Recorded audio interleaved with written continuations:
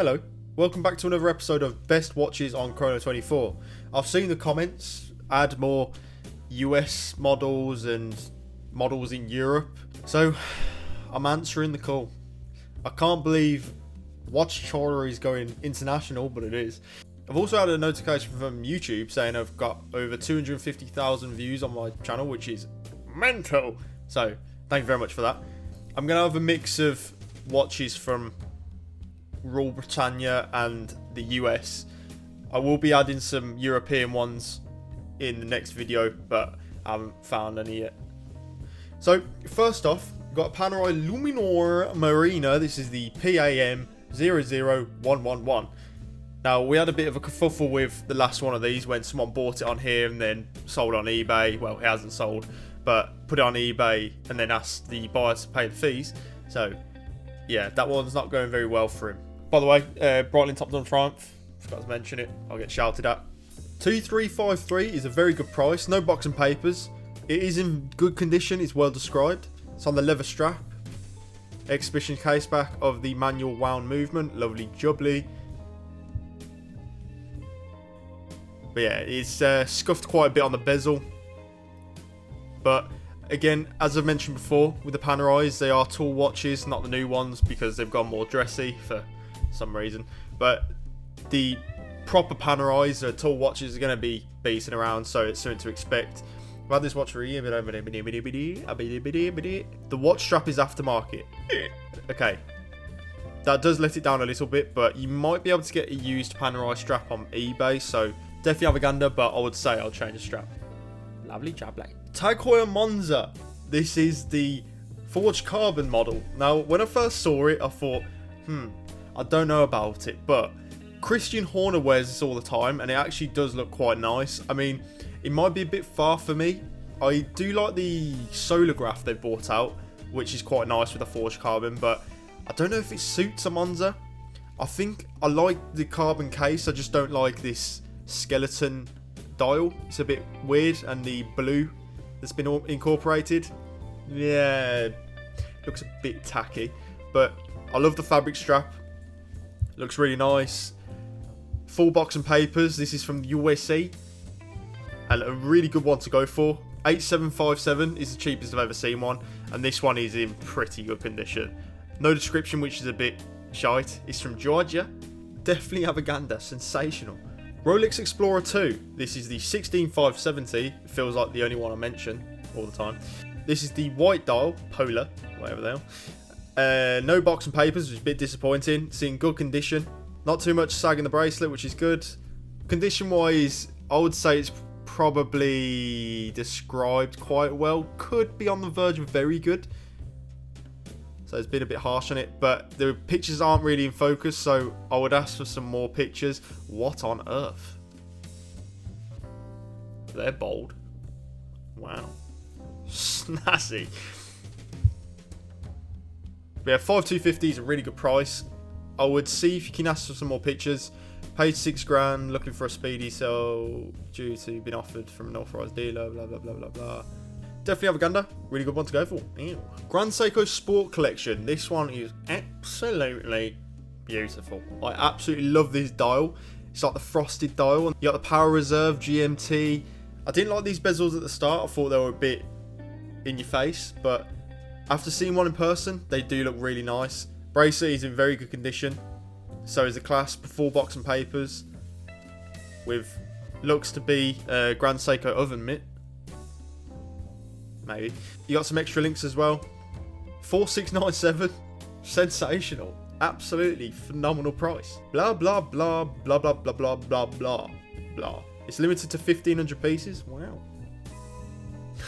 Just have a gander. Breitling Montbrillant Datora, the A21330. I've had one of these before. My one takeaway was a bit complicated, but it is a very pretty watch. I sold mine for 2,250. Now, 3,250 looks expensive compared to that, but mine had the leather strap on. This has the bracelet, which, although pretty ugly, very, very comfortable, which is the main part for me. I would want something to be comfortable. But I found the dial a bit complicated. It is pretty though. Look at that. Phew. But you get full box of papers for this, and it was serviced in 2023, which is phenomenal. Now, they paid £683 for the service of this, which, for how complicated it is, isn't actually that bad. I thought it'd be worse than that, but that's already done, which is great, and that was done a year ago, so good price. I would see if you can try and push for 3, but definitely Avaganda.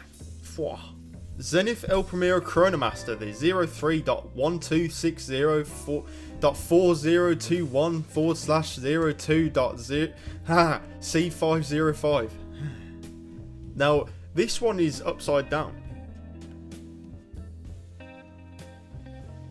I never understand why people take pictures upside down. How can you not realise that it's upside down? Looks quite nice.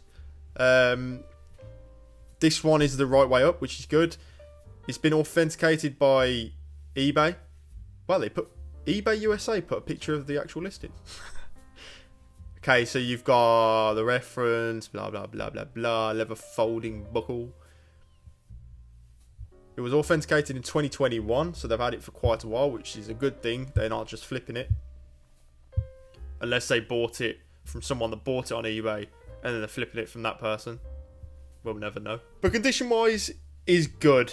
I mean, ask for more pictures because it's a bit vague. But good seems like it's a good description. No box of papers, which is a bit disappointing, but you have got the lovely eBay pouch, which is better than a Breitling box, which looks pretty similar actually as well. So definitely Avaganda, sensational. Omega Seamaster Diver 300M. This is the 210.30.42.20.01.002. Oh my god. This has original box of papers, and this is the Nekton, the absolute gorgeous being this is. I always see this in the showroom window and just dribble. It is absolutely gorgeous. I love the texture on the bezel. I think it's sensational. Then you've got the lovely traditional Diver 300M dial as well with the waves. Really nice. You got the submersible on the back as well, which is lovely. Condition wise, it is very good. It's well described. Clasp has got a little scratch there, which was pictured. Not in focus though, but you can see it a bit better. 2 extra links. You've got the matte wooden box, not the glossy one. Got the original receipt as well. Swing tag. Bought in Birmingham. Bought in 2023, which is good. Definitely Avaganda. 4.2 is a great price. Purchase from Ernest Jones, blah, blah, blah, blah, blah, blah, blah. Open to reasonable offers. Offer 3. Definitely Avaganda. You lot are lucky because you've got a Dark Lord 4796, which is a great price. Condition wise, it is very good, which is very well described. Original box and papers as well. It looks pretty much unworn, except for the strap. That is one of the downsides to the Tag Heuer clasps. I mean, they're really, really good, but this is one of the problems. If you've got a smaller wrist, you do get a curl on it. Blah, blah, blah, blah, blah. I did notice when I was looking at this, it's sold by Happy Jewelers. And aren't they the ones that are on YouTube with producer Michael? I don't know. That's a very good price. Definitely Avaganda. Last but by golly not least, we've got Tag Heuer Monaco Calibre 12 CAW2111.FC6183. I've had one of these before. Really nice watch. I do prefer the crown on the left side on the Seaver Queens, but looks nice like this anyway. You've got a massive wooden box from Tag Heuer. I've had the box as well. Oh my god, it is nice. They haven't got the cushion, which is a bit weird, but usually the cushion just deteriorates because it's leatherette. But condition of the watch is really good. One thing to look out for on the Monacos is the corners of the crystal, because they're so out. Because they protrude a lot, they get damaged quite easily. So I'll suggest having a look at them, just seeing if they've got any marks on them. They usually have quite hefty cracks, but this one good. Original box and papers, $3,000 is an okay price. I sold mine for $2,650, but it didn't have the big wooden box, and the condition was a lot worse. So $3,000 is a bit high. I'd see if you can offer 2.8. That might be a bit cheeky, but just try your luck. But definitely Avaganda. Thank you very much for watching. Hope you've enjoyed this episode. As I said, Europeans, don't worry. I haven't forgotten. There's just not very much I found, so I'm gonna have another gander, see if I can find something else, and then I'll incorporate all of them, and then do a massive episode. So subscribe, video, playlist. It's all very much.